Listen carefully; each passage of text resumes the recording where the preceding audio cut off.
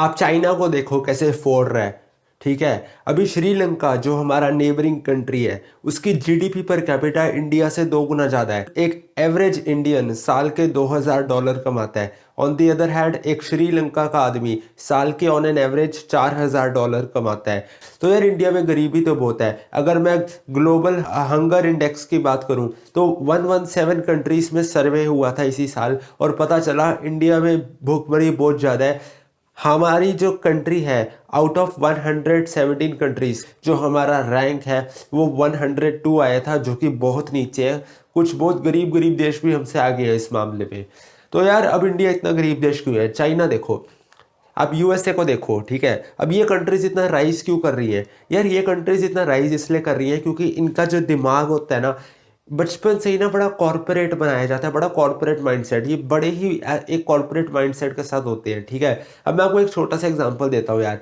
अगर मान लो कोई मुकेश अंबानी का बेटा है, वो जिस दिन से वो पैदा हुआ होगा ना, उसने एक दिन भी ये सोचा भी नहीं होगा अपने दिमाग में कि मैं किसी बड़े होकर किसी दूसरे इंसान के अंडर नौकरी करूंगा। उसके दिमाग में ये ख्याल भी नहीं आया होगा, ठीक है। पर ऑन दी अदर हैंड अगर आप या मैं या हमारे आसपास आप सोसाइटी में देखते हो, पेरेंट्स बच्चा पैदा होता है साथ ही एक्सपेक्ट कर लेते हैं कि या तो ये आईआईटी जाएगा या फिर सरकारी नौकरी करेगा। मतलब हमारा अल्टीमेट एम ही यार सरकारी नौकरी बन चुका है, जिसमें कुछ बुरा नहीं है। पर द थिंग इज सारा देश ही सरकारी नौकरियों के पीछे भाग रहा है। हम इतना ज़्यादा पागलों की तरह एम्प्लॉयज़ बनने के पीछे इतना पागल हो चुके हैं कि यार जॉब क्रिएशन के बारे में कोई सोच ही नहीं रहा। अब चाइना में यार एक वो है, ट्रेंड है, जैसे इंडिया में नया साल आता है हम लोग बोलते हैं हैप्पी न्यू ईयर।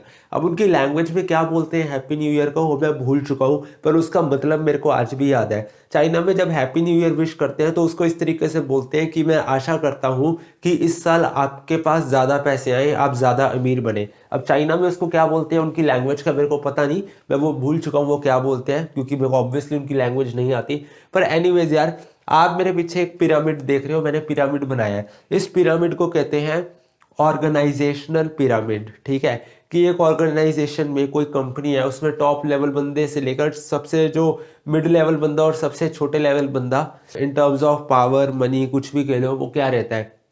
तो इट्स वेरी ऑब्वियस कि कंपनी में सबसे ज़्यादा पैसा सीईओ कमाएगा, फिर एग्जीक्यूटिव्स आ जाते हैं, फिर मिडल मैनेजमेंट आ जाते हैं, फिर सबसे नीचे एम्प्लॉयज़, ठीक है।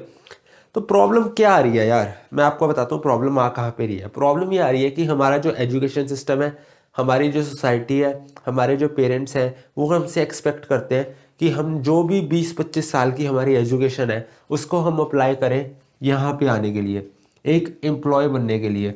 हमें ट्रेन इस तरीके से किया जाता है कि हम एक एम्प्लॉय बने, ठीक है। अब टेक्निकली अगर आप इस पिरामिड में देखोगे तो आपके जो एम्प्लॉय है वो पूरे पिरामिड में सबसे नीचे आता है। अगर आप तैयारी ही सबसे नीचे रहने की कर रहे हो लाइफ में, तो यार क्या मजा है ऐसी लाइफ का जब आप सबसे नीचे रहना चाहते हो। एम्प्लॉय होने में कोई बुराई नहीं है, ठीक है, पर सोच हमेशा बड़ी होनी चाहिए। हम ऐसा क्यों नहीं सोचते कि मैं कोशिश करूंगा अपनी खुद की कंपनी स्टार्ट करने की और मैं उस कंपनी का सीईओ बनूंगा, ठीक है। अगर वो नहीं मैं बन पाता, तब जाके मैं एक बैकअप ऑप्शन, एक जॉब को रखूंगा जो कि मैं एक एम्प्लॉय बन सकता हूँ, ठीक है। बात करते हैं एम्प्लॉय से थोड़ा ऊपर आ जाते हैं। अब हम बात करते हैं मिडिल मैनेजमेंट की। मिडिल मैनेजमेंट जो कि नॉर्मली आप देखते हो एमबीए वाले लोग होते हैं, जिन्होंने एमबीए कर रखी होती है। अब मोस्ट ऑफ द टाइम्स क्या होता है, अगर आपने एमबीए करी है एक अच्छे कॉलेज से, किसी आलतू फालतू कॉलेज की बात नहीं कर रहा जो बस डिग्री बांटने के लिए एमबीए करवा रहे हैं, ठीक है। मैं एक ढंग के कॉलेज की बात कर रहा हूँ, आईआईएम जैसे कुछ अच्छे कॉलेजेस। वहाँ से आप एमबीए करोगे तो आप जो लोग बीटेक में जो जॉब करते हैं एज एन एम्प्लॉय, उनसे ज़्यादा कमाओगे और उनसे ऊपर आओगे, विच इज़ स्टिल गुड। पर द थिंग इज़ यार, इसके लिए और इसके लिए सेम माइंडसेट चाहिए, एम्प्लॉय वाला माइंडसेट चाहिए। चलो फिर भी मैं मिडिल मैनेजमेंट को थोड़ा सा बेनिफिट ऑफ डाउट दे सकता हूँ कि चलो उनका मैनेजमेंट का काम होता है, उनको थोड़ा एक्स्ट्रा स्किल्स की ज़रूरत होती है, ठीक है। चलो ठीक है जी। फिर उसके बाद आ जाते हैं एग्जीक्यूटिव। अब एग्जीक्यूटिव आप मानो या ना मानो, ऐसा कोई हायर कोई नहीं करता। जो सीईओ के ट्रस्टेड लोग होते हैं ना, वो कंपनी में उसी को एज एन एग्जीक्यूटिव रख लेते हैं। फिर ऑब्वियसली सीईओ जिसने कंपनी की शुरुआत की है। अब आप यहाँ पे एक चीज़ ध्यान से देखना, ठीक है। आप देखो यार, एक कंपनी में सबसे ज़्यादा मेहनत खुद करता है, एक एम्प्लॉय करता है, और उसकी पे भी सबसे कम होती है, उसको सैलरी भी सबसे कम मिलती है। अब सीईओ जो है कंपनी का, उसने नो डाउट एक टाइम पे सबसे ज़्यादा मेहनत की होती है कंपनी को खड़ा करने के लिए। पर एक बार वो कंपनी खड़ा हो जाती है तो उसके नीचे जितने भी लोग आते हैं, एग्जीक्यूटिव, मिडिल मैनेजमेंट और एम्प्लॉयज़, सीईओ का काम फिर बस इतना रह जाता है कि उनको जो है काम डेलीगेट करना है। अब सपोज करो यार मैं एक कंपनी का सीईओ हूँ, ठीक है। अब मेरी कंपनी है, मेरे को स्टार्टिंग में बहुत मेहनत हुई कंपनी को खड़ा करने में, ठीक है। अब मैंने कंपनी खड़ा कर दी, ठीक है। मेरे पास मान लो मेरी कंपनी में 50 एम्प्लॉयज़ है, ठीक है। अब एक तो था यार कि मैं काम करता रहूँ पागलों की तरह लगा रहूँ। दूसरा है मैं एम्प्लॉयज़ में काम बांट दूँ, जो भी हार्डवर्क वाला काम है वो उनको बांट दूँ, ठीक है। अब एक एम्प्लॉय को मैं महीने का 50,000 दे रहा हूँ, ठीक है। और उसको मैं महीने का 50,000 दे के 70,000 रुपये या 80,000 रुपये कमा पा रहा हूँ, तो मेरे को 20-30 हज़ार का प्रॉफिट हो रहा है। कहने को तो बहुत शोर मचता है कि एम्प्लॉय ये है वो है, पर eight the end of the day एक एम्प्लॉय बस एक सीईओ का एसेट बन के रह जाता है। सीईओ आपको सैलरी दे रहा है, वो इसलिए दे रहा है ताकि जितना वो आपको सैलरी दे रहा है उससे ज़्यादा वो आपसे प्रॉफिट निकाल ले। Eight the end of the day आप बस एक सीईओ के लिए प्रोडक्ट बन के रह जाते हो, एक ऐसा एसेट बन के रह जाते हो जो उसके लिए काम करता रह जाता है। तो द थिंग इज यार, आप देखो ना, सबसे ज़्यादा मेहनत at the end of the day employee को करनी पड़ रही है। जहाँ पे जितना कम रिस्क इन्वॉल्व होता है ना, वहाँ पे उतनी कम सैलरी, उतना कम पैसा मिलता है उस इंसान को। एम्प्लॉय बनने के लिए आपको ज़्यादा रिस्क लेने की ज़रूरत नहीं है। आपको पढ़ाई करनी है अच्छे से, आपको एक अच्छे कॉलेज में जाना है और आपको डिग्री लेनी है और आपको जॉब मिल जाएगी। इसमें सबसे कम रिस्क इन्वॉल्व है और आपको सबसे ज़्यादा सपोर्ट मिलेगा अपनी फैमिली का भी, सोसाइटी का भी, कि हाँ तुम अच्छे से पढ़ाई करो। तो सपोर्ट तुम्हें सबका मिल रहा है, पर एट द सेम टाइम तुम्हें पे भी सबसे कम मिल रही है। तुम्हें अपनी खुद की कंपनी स्टार्ट करनी है, तुम्हें सीईओ बनना है, हो सकता है तुम्हें सपोर्ट ना मिले, ठीक है। हो सकता है तुम्हें ऑड्स के अगेंस्ट जाना पड़े, ठीक है। रिस्क इसमें सबसे ज़्यादा है, पर सैलरी भी इसमें सबसे ज़्यादा है, ठीक है। अब कुछ लोग बोलते हैं अगर यार बिजनेस फेल हो गया तो क्या करेंगे? करना क्या है, जो एक्सपीरियंस मिला उससे नया बिजनेस शुरू कर दो, साइकिल को रिपीट करते जाओ। आज नहीं तो कल, कभी ना कभी तो सब बिजनेस जो है सक्सेसफुल होगा ना। ऐसे तो हो नहीं सकता कि बिजनेस सक्सेसफुल ही नहीं होगा कभी। कोई भी इंसान कितना भी फेल हो जाए, अगर वो कोशिश करता है ना तो तुक्के से ही सही कभी ना कभी तो सक्सेसफुल हो ही जाएगा। ऐसी कोई बात नहीं है, ठीक है।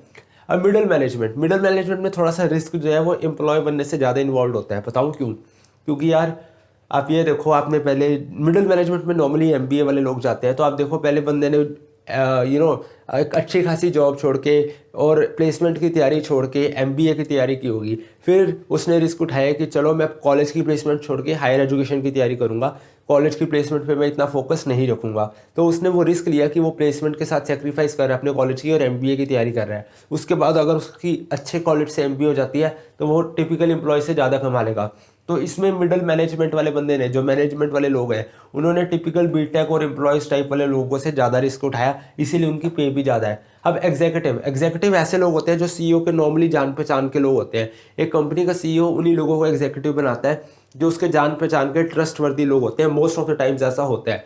तो एग्जीक्यूटिव्स वो होते हैं जो कंपनी जिसने शुरू करनी होती है ना, उसको स्टार्टिंग के दिनों में सपोर्ट करते हैं, जब उस कंपनी का नामो निशान भी नहीं होता, उसके आइडिएशन फेज से सीईओ के साथ रहते हैं। तो उन्होंने उस टाइम पे अपना टाइम और मनी इन्वेस्ट किया होता है। मनी नहीं तो कम से कम टाइम तो इन्वेस्ट किया होता है, और एक बहुत रिस्की चीज़ में इन्वेस्ट किया होता है जिसकी गारंटी भी नहीं है कि वो आगे चलेगा या नहीं चलेगा, ठीक है। तो एग्जीक्यूटिव इसलिए क्योंकि ज़्यादा रिस्क उठाता है तो ज़्यादा पैसा भी कमाता है एज़ कम्पेयर टू मैनेजमेंट वाले लोग और एम्प्लॉय वाले लोग, ठीक है। और देखा जाए तो जैसे जैसे आप ऊपर जाते जाओगे ना, आपका काम और कम होता जाएगा। अब कुछ लोग कहेंगे कुछ कंपनी के सीईओ दिन के 16-16 घंटे काम करते हैं, ठीक है। वो करते हैं अपने पैशन के लिए। अगर वो नहीं भी करेंगे ना, अभी इलॉन मस्क जैसा बंदा दिन के 16 घंटे काम करता है, आपको लगता है कि वो सर्वाइवल के लिए कर रहा है? अगर एक एम्प्लॉय दिन के 16 घंटे काम कर रहा है ना, तो वो सिर्फ सर्वाइवल के लिए कर रहा है। और अगर एक सीईओ दिन के 16 घंटे काम कर रहा है ना, तो वो सर्वाइवल के लिए नहीं, जीने के लिए, अपनी जिंदगी को जीने के लिए काम कर रहे हैं। ये छोटा सा कॉन्सेप्ट हमें समझ नहीं आता, ठीक है। अगर वो जो इलॉन मस्क जैसे लोग जो दिन के 16-16 घंटे काम करते हैं, अगर वो बैठे रहे ना यार, उनकी जिंदगी भर इतना पैसा पड़े उनके पास, उनको कुछ करने की जरूरत नहीं है। ये छोटा सा कॉन्सेप्ट हमको समझ नहीं आता, और इसीलिए इंडिया एक गरीब देश है, क्योंकि हमें हमेशा से सबसे नीचे, पता नहीं, गुलामों वाला माइंडसेट, जो 200 साल हमने अंग्रेजों की गुलामी की, अभी तक हमारे दिमाग से ही निकली नहीं है। आज भी हम बस कोशिश होती है भाई इस पिरामिड में, ऑर्गेनाइजेशनल पिरामिड में सबसे नीचे रहे हम। हाँ, ये ज़रूर हो सकता है कि एम्प्लॉय में से हम सबसे अच्छे एम्प्लॉय बन जाएं, ठीक है। पर हम ये नहीं देखते कि इतनी बड़ी दुनिया में हम सबसे नीचे वाले लेवल पे हैं, जबकि हमारा एम होना चाहिए यहाँ पे आने का, सीईओ बनने का। वो हम कभी सोचते नहीं है यार। मैं अपने इंस्टाग्राम का जो लिंक है डिस्क्रिप्शन में डाल दूंगा इस वीडियो के, मेरे को फॉलो कर देना, ठीक है। और चैनल सब्सक्राइब करके बेल नोटिफिकेशन आइकन दबा देना। ये एक छोटा सा मैंने आपको बताया कि क्यों हमारे देश में गरीबी है और क्या माइंडसेट चेंज करने की ज़रूरत है। इसके ऊपर छोटा सा मैंने आपको आइडिया दिया, ठीक है।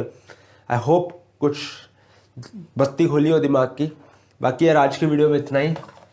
तब तक के लिए गुड बाय, टेक केयर।